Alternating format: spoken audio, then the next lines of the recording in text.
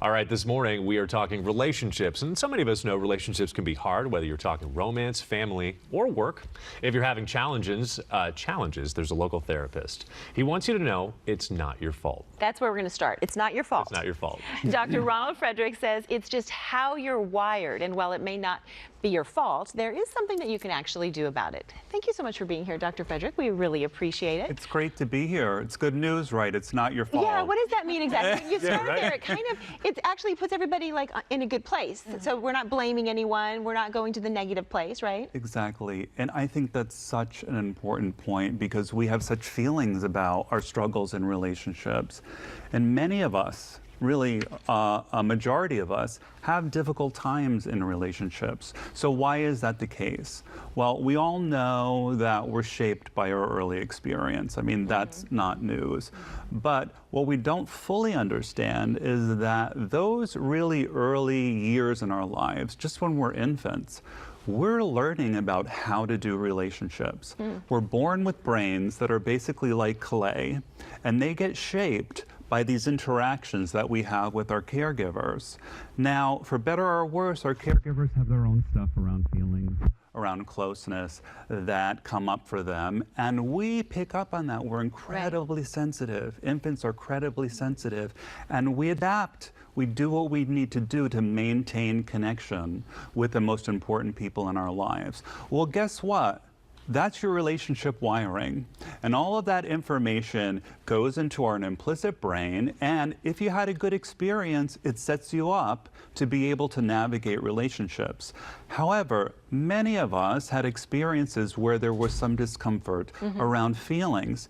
And what we learn is that our emotions and our needs and our desire for connection in some way can be dangerous. So we learn to avoid our feelings, or we do defensive things really to maintain connection, but they get in our way. So you sabotage yourself, but you can rewire it. There's help. Exactly. Well, the thing is, look, if experience shapes our brain, experience can still shape our brain.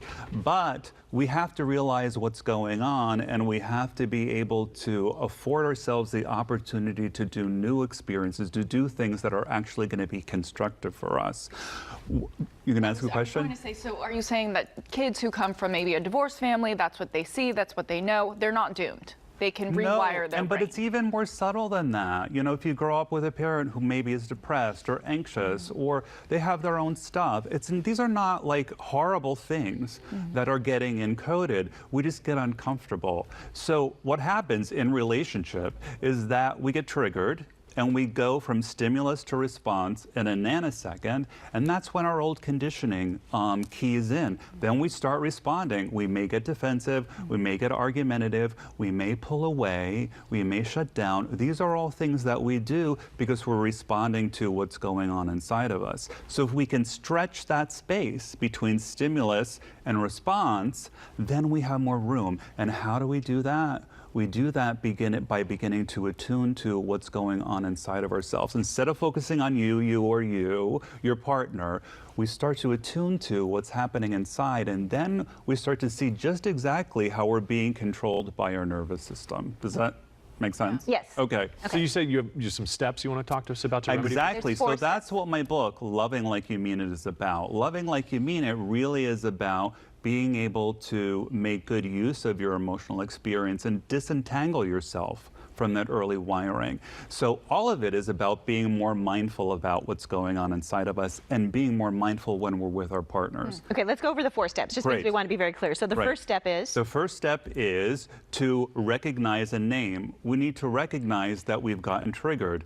And as psychiatrist Dan Siegel says, when we can name it, we can tame it. So are we getting, okay? So the second step is to stop, drop, and stay. So we recognize, I like that. then we go in and we stay with our emotional experience. Instead of responding right away, we take a moment to notice what's happening inside. Like social media behavior. Absolutely. Don't respond. Exactly. How many times in relationship do you come away saying, why did I say that, or why did I respond? Quick reaction, that default. Exactly. That So okay, then, really quick, I know you're pushing me, and I know is I don't want to stop at 2. Okay. Okay, three. No, exactly. Pause and reflect. Yes. So listen to what your feelings are telling you. Listen to what's going on inside of you. Get some distance from your anxiety, and then mindfully relate.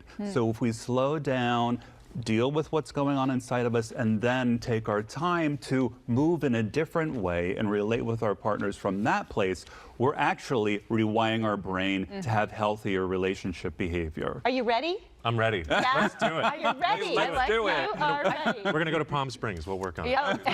These two are ready. All right, Dr. Frederick's latest book is Loving Like You Mean It. You can find him in Beverly Hills at the Center for Courageous Living and also online at cfcliving.com. Thank you so much for being thanks here. for We joining us. appreciate it. Great conversation. Thanks for having me. We'll be right back. Okay.